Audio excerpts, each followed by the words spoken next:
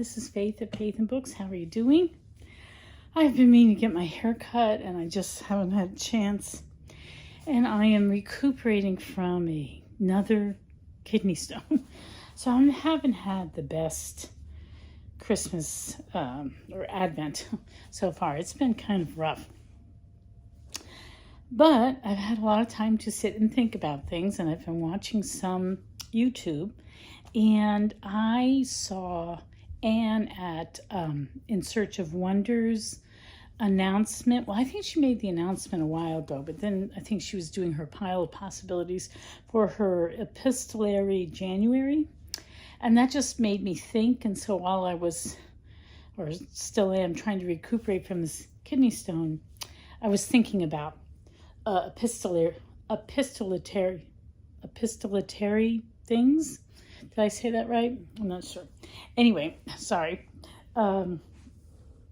So anyway, I'm just going to tell you what I've been thinking about, and also talk about. I'm trying to not have TBRs and stuff, but I did already have on my sort of mental TBR some epistolatory writings that I wanted to possibly read. And so I wanted to talk about those. So first of all, this past year, I don't think I'm a huge epistolatory reader. That's going to be a really hard word to say throughout this video. But last year, it's still this year, 2024, I read all the letters of St. Paul, which was a highly enjoyable and interesting thing to do. And then I also had a really enjoyable, kind of a highlight of the year, of the reading year, a buddy read of the letters of Vincent van Gogh, which took me about 3 months to read. I find letters, they can be brief and quick, but I think if you're reading real life people letters, to me it's a slower read. But anyway, I really enjoyed reading both these sets of letters. So that had me thinking about reading letters for 2025. And one thing, early in the year, with Shandi Standfast's Faded Pages Book Club, we read Frost in May by Antonia White. And I found that so intriguing and enjoyed it so much that I was looking for things by her in at thrift books. And it's actually, Frost in May is the first in some kind of a series. Maybe it's 3 books, 2 books, 3 books, 4 books, I'm not sure. They made a BBC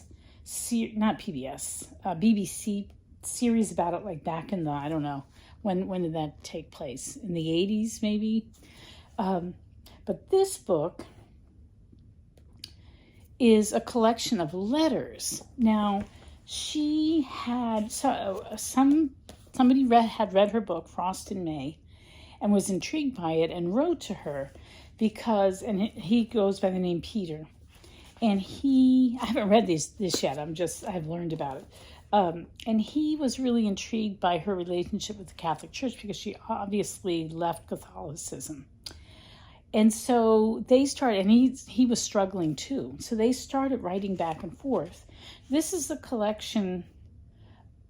We only have the letters from Antonia, I think, as she signed her name Tony. So we don't have Tony's letters for whatever reason. But this collection is really interesting because I think they both, even though they were struggling and had a lot of questions and reservations, Antonia White did wind up reverting. And I think the other guy, Peter, I don't think that's him. I think that's from that's a scene from the BBC series. I think he also wound up. So anyway, so they're just these theological letters written. And I have been wanting since, I don't know when we read Frost in May, maybe in February. I've been wanting to read. I bought this back then, and I've been wanting to read it ever since. So this might be correspondence. I will link to Anne's announcement video. She has prompts for what you can read in January, in Epistolary January.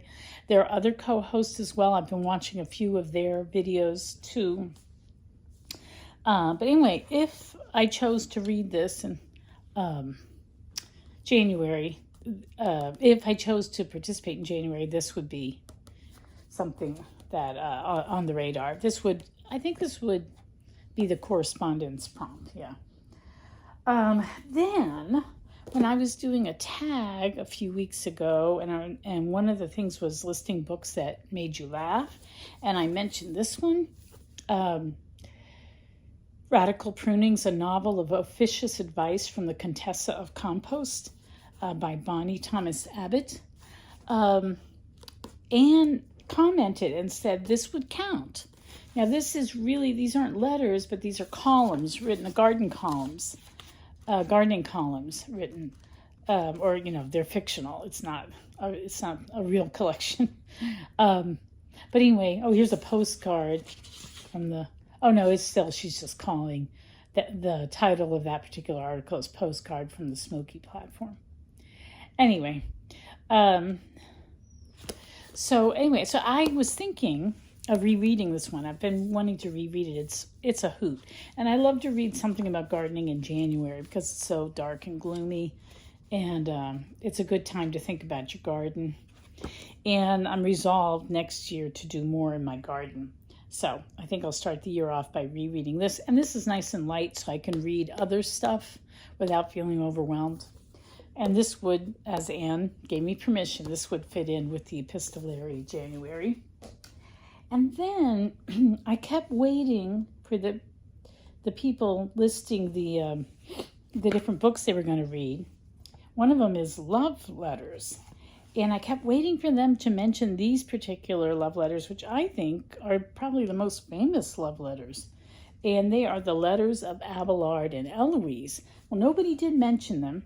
So I bought this for, I think, 69 cents on my Kindle. This is I'm going to look it up because I suddenly can't remember. This is the translation from, I think that says 1782. 1782. Here, check it out today. I actually asked my husband if because I thought it was 32, and he said, no, I forgot the L, if you know your Roman numerals. Anyway, so this is the 1782 translation. But if you know about Peter Abelard and Heloise, they lived back in the, I don't know, like 1100s maybe. And he was a great scholastic scholar, kind of like in the line of Thomas Aquinas. He was a great, renowned scholar, and people would come and, I know this story, but I've never read the letters. Anyway, he was a very famous philosopher, theologian, etc. And Heloise was considered the most brilliant woman in Paris, and he became her tutor, and they had a steamy affair, and Heloise wound up getting pregnant, and she wound up going to a convent. The baby, I think, was raised by her sister or something, some cousin or something like that. And Abelard, it's really, really terrible what happened to Abelard. The uncle, who was in charge of Heloise, where she was staying, was very upset that this affair had occurred when he was paying Abelard, I guess, in his house. And he did the most horrible thing. He had men go and attack Abelard and castrate him. So this was incredibly humiliating and horrible. And he wound up going to a monastery for the rest of his life. Now, he never took vows or anything like that, but he lived as a monk.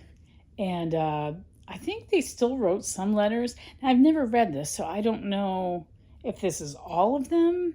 They were written in Latin originally.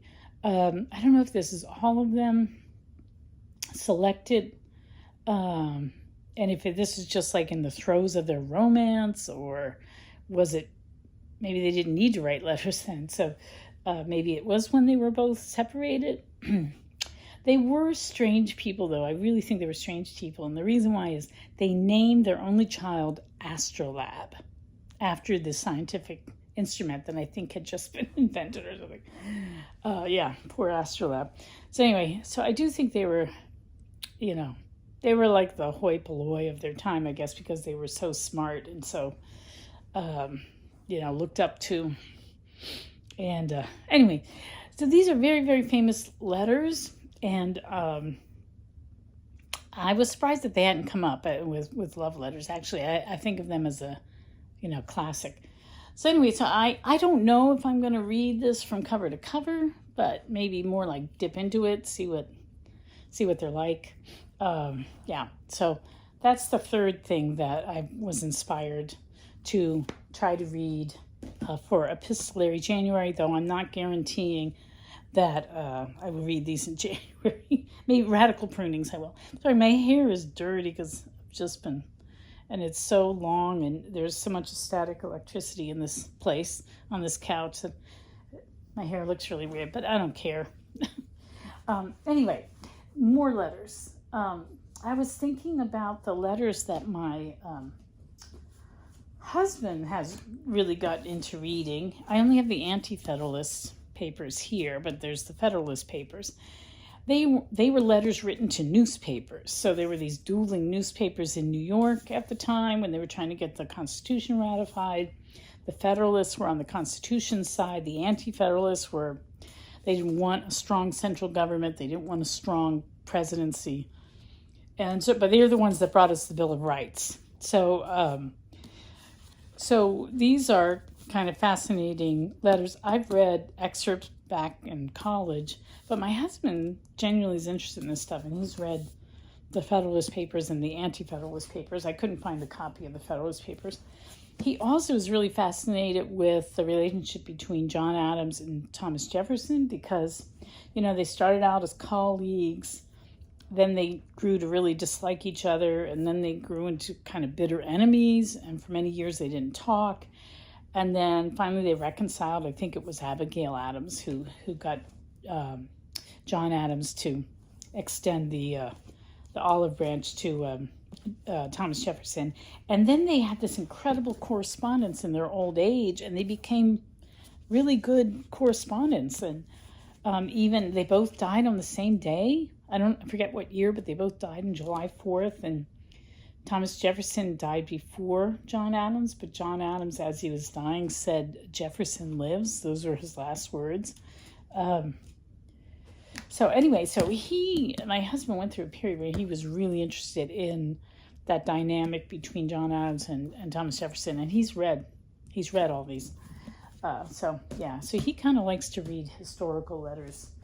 And then the last thing I'm going to talk about letters, is this isn't letters. These are journals. So the other thing is epistolary novels can also be journal entries. And this is the diary of Elisabeth LeSeur, and she had a really interesting, this would fit the prompt, both journal, there might be a journal prompt, and also in a foreign country, because this is in France.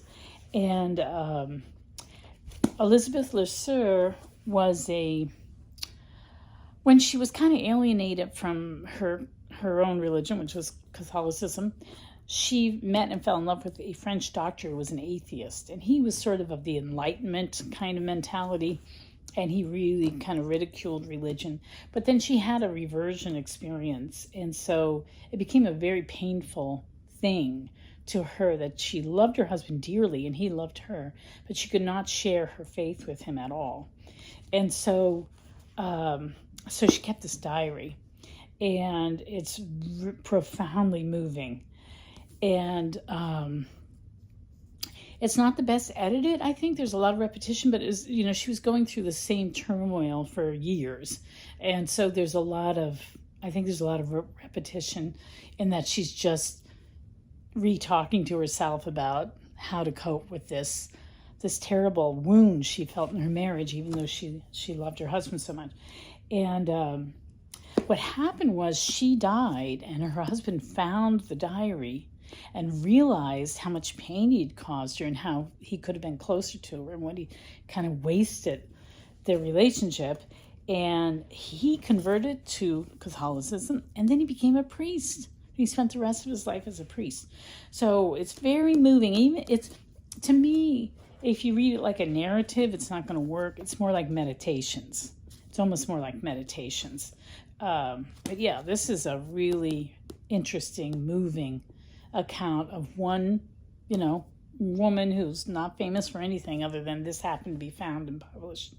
And her story, you can see, there she is, and there's her husband. Yeah. So yeah, that's a really good book. Okay, and then I'm talking too long. I just wanted to talk about a couple other things. One thing is I'm almost done with Marion Fay. That's a little bit of a reading update. And this has so many letters in it that move the story along. It's not completely epistolatory, but there's so many letters in it. Almost every time I open up a page, there's a letter. So I don't know, something like this might still count too. And this is definitely has love stories in it, and with love letters in it. And speaking of which, when Anne did her announcement for the epistolatory January, she started by reading the famous letter from Persuasion by Captain Wentworth to Anne. And and that's not an epistolatory novel, but that letter is very famous. Well, there's another letter, and not quite as famous a book, that also really moves the love story along, and that is Precious Bane by Mary Webb. I cannot get this off. I have to figure out how to get that sticker off. But this is a really nice edition of this book. But if you've heard of it, I think she was Edwardian. And I've read this book a couple of times, and I was so surprised when I picked it up.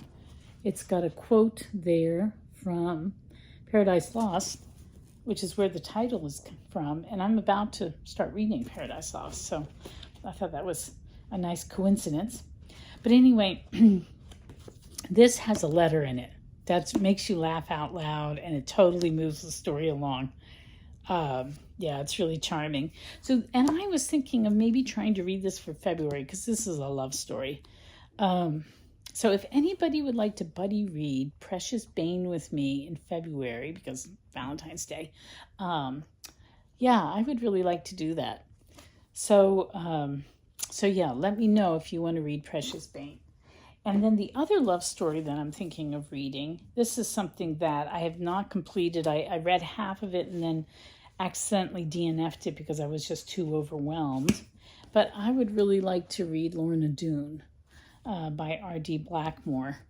I remember really enjoying it, all the descriptions of the countryside and the whole culture. Is it in Devon? Where are they? Exmoor. Where is Exmoor? I don't know to say. But anyway, it's kind of a Romeo and Juliet story about two families that are kind of feuding. And one family is really, they're like, not pirates, but like outlaws. And the son of one family and the daughter of the other family fall in love. And I really enjoyed it. I only got halfway through, and I really want to start all over again and finish it.